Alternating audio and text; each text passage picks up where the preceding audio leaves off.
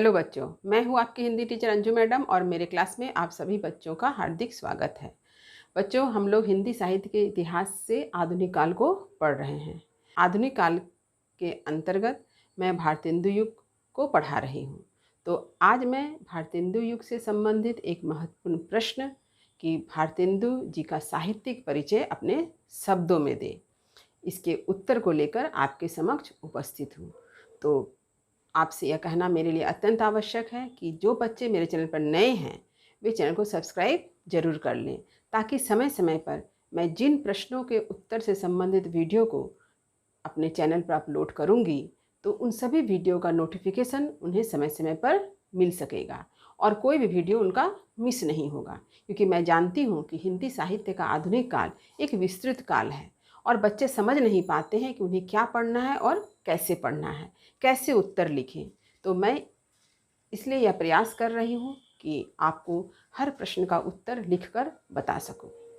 हिंदी साहित्य के इतिहास से संबंधित आप कोई भी पुस्तक पढ़ेंगे तो वहाँ पर भारतेंदु जी का जीवन परिचय आपको मिल जाएगा, लेकिन फिर भी बच्चे समझ नहीं पाते हैं कैसे लिखें, किस प्रकार से लिखें। इसीलिए आज का जो उत्तर है उन बच्चों के लिए काफ़ी लाभदायक है, काफ़ी उपयोगी है। देखिए उत्तर। भारतेंदु हरिश्चंद्र जी आधुनिक हिंदी गद्य व पद्य के जन्मदाता हैं। इनका जन्म 9 सितंबर सन 1850 ईस्वी यानी संवत कितना हो गया 1907 को हुआ था। इनके पिता गोपाल चंद्र अपने समय के अच्छे कवि थे। पिता अच्छे कवि थे, अतः उनका प्रभाव भारतेंदु जी पर पड़ा। मात्र 5 वर्ष की उम्र में कविता लिखकर होनहार विद्वान के होत चिकने पात की कहावत को चरितार्थ किया। पिता के संस्कार का प्रभाव किस पर पड़ा है? पुत्र पर पड़ा। यानी भारतेंदु जी के पिता जो थे वो अच्छे कवि थे, तो इसका प्रभाव किस पर पड़ा? भारतेंदु जी पर पड़ा। और इसके साथ ही साथ 5 वर्ष की अवस्था में इन्होंने जब कविता लिखी तो किस कहावत को चरितार्थ किया? होनहार बिरवान के होत चिकने पात। यानी अगर आप कोई पौधा लगाते हैं तो आप देखते हैं कि अगर उस पौधे के पत्ते काफ़ी चिकने चिकने हैं तो आपको क्या लगता है कि ये पौधा बड़ा होकर एक अच्छा पेड़ बनेगा। भारतेंदु जी की प्रतिभा भी बचपन में ही दिखाई देती है। तो इससे यह अनुमान लगता है कि वे भविष्य में एक बहुत ही महान कवि के रूप में उभर कर आएंगे। ले ब्योढ़ा ठाड़े भय श्री अनिरुद्ध सुजान, बानासुर की सैन को हनन लगे भगवान। धीरे धीरे उनकी रुचि काव्य क्षेत्र में बढ़ती गई। वे हिंदी साहित्य में आधुनिक काल के नवयुग के सृष्टा थे। उन्होंने अपनी प्रतिभा और धन का एक एक अंश हिंदी को समर्पित किया। 17 वर्ष की उम्र में ही इन्होंने कवि वचन सुधा नामक पत्रिका निकाली। साथ ही एक और पत्रिका हरिश्चंद्र मैगजीन भी इन्होंने निकाला। भारतेंदु हरिश्चंद्र जी ने संपूर्ण जीवन को किसे समर्पित किया? साहित्य को समर्पित किया, हिंदी को समर्पित कर दिया। और उन्होंने अपने जीवन काल में 2 पत्रिका निकाली, एक है कवि वचन सुधा, दूसरा है हरिश्चंद्र मैगजीन। भारतेंदु जी गद्य लेखक और कवि दोनों रूप में प्रसिद्ध रहे। इन्होंने अपना संपूर्ण जीवन माँ सरस्वती की साधना में समर्पित किया। हिंदी के साथ बंगला, मराठी, गुजराती, उर्दू तथा अंग्रेजी भाषाओं का अच्छा ज्ञान इन्हें था। भारतेंदु जी 20 भाषाओं के ज्ञाता थे। तो ये भारतेंदु जी की क्या है? बहुत बड़ी उपलब्धि है उनकी। उन्होंने कितनी भाषाओं का ज्ञान प्राप्त किया? 20 भाषाओं का ज्ञान प्राप्त किया था। इनकी मृत्यु 34 वर्ष की अल्पायु में सन 1914 में हो गई। परंतु भारतेंदु जी की मृत्यु बहुत ही अल्प उम्र में ही 34 वर्ष की उम्र में हो गई। अब देखते हैं इनकी क्या क्या प्रमुख रचनाएं हैं। देखिए रचनाएं। भारतेंदु जी गद्य लेखक और कवि दोनों रूप में सफल हैं। इन्होंने लगभग 200 पुस्तकों की रचना की। इनकी प्रमुख रचनाएं निम्नलिखित है। सबसे पहले मौलिक नाटक सत्य हरिश्चंद्र, चंद्रावली, नीलदेवी, भारत दुर्दशा, अंधेर नगरी, भारत जननी, विशस्य विषमौषधम, वैदिकी हिंसा, हिंसा न भवति, सती प्रताप इत्यादि। अनुदित नाटक क्या है? मुद्रा राक्षस, रत्नावली, कर्पूर मंजरी, धनंजय विजय, दुर्लभ बंधु इत्यादि। उपन्यास पूर्ण प्रकाश, चंद्रप्रभा इत्यादि। इतिहास प्रबंध कश्मीर कुसुम, महाराष्ट्र देश का इतिहास, दिल्ली दरबार दर्पण इत्यादि। निबंध यानी आख्यान हिंदी भाषा सुलोचना लीलावती, हमीरहट, सावित्री चरित्र।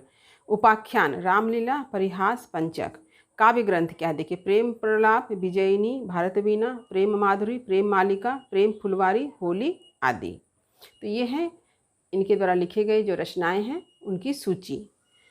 भारतेंदु जी के काव्य को भाव के आधार पर भक्ति प्रधान, श्रृंगार प्रधान, देशभक्ति और सामाजिक समस्या प्रधान अर्थात 4 भागों में बांटा जा सकता है। यानी भारतेंदु जी ने जिन पुस्तकों की रचना की, जिन काव्य ग्रंथों की रचना की, अगर उसको बांटते हैं तो 4 भाग में बंट सकते हैं। पहला श्रृंगार प्रधान, दूसरा भक्ति प्रधान, तीसरा देशभक्ति से संबंधित और चौथा है सामाजिक समस्याओं से संबंधित रचनाएं। यानी भारतेंदु जी की रचनाओं को कुल 4 भागों में बांटा जा सकता है। भारतेंदु जी ने अतीत को वर्तमान से जोड़ने का सफल प्रयास किया है। हिंदी को राज दरबार से बाहर निकाला, उसे राष्ट्रीय जीवन और जन जीवन के निकट पहुंचाने का प्रयास किया है। ये भारतेंदु जी की बहुत बड़ी उपलब्धि है। इन्होंने खड़ी बोली और ब्रजभाषा दोनों का प्रयोग अपनी रचनाओं में किया। हिंदी भाषा को महत्ता प्रदान करते हुए घोषणा की, निज भाषा उन्नति है, सब उन्नति को मूल, बिनु निज भाषा ज्ञान के, मिटे न हिय के सूल। इन्होंने कवित्त, दोहा, सवैया, कुंडलियाँ, छप्पय आदि छंदों में अपनी कविताएं लिखी हैं। यानी हिंदी को उन्होंने विशेष महत्व प्रदान किया। हिंदी को उन्होंने अपने जीवन की उन्नति के लिए आवश्यक माना कि हम अपनी भाषा की भी उन्नति करें, तभी हमारा विकास हो सकता है, तभी हमारी उन्नति हो सकती है। हिंदी साहित्य के विकास के लिए उन्होंने एक मंडल की स्थापना की जो भारतेंदु मंडल के नाम से जाना गया। इस मंडल में स्वयं भारतेंदु जी के अतिरिक्त प्रताप नारायण मिश्र, बालकृष्ण भट्ट जैसे विद्वान थे। हिंदी साहित्य में इनका जो अवदान है उसे हमेशा याद किया जाएगा और हिंदी साहित्य युग युग तक इनका ऋणी रहेगा।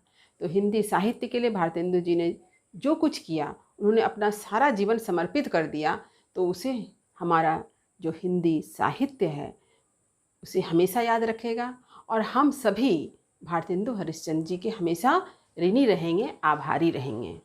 तो उम्मीद करती हूँ कि भारतेंदु जी का साहित्यिक परिचय मैंने जिस तरह से आप लोगों के समक्ष प्रस्तुत किया है वह आपको अच्छी तरह से समझ में आ गया होगा। वीडियो को लाइक करें और सभी पढ़ने वाले विद्यार्थियों में इसे शेयर जरूर करें। तब तक पढ़ते रहिए, जीवन में आगे बढ़ते रहिए। मेरी शुभकामनाएं आप सभी बच्चों के साथ है। धन्यवाद।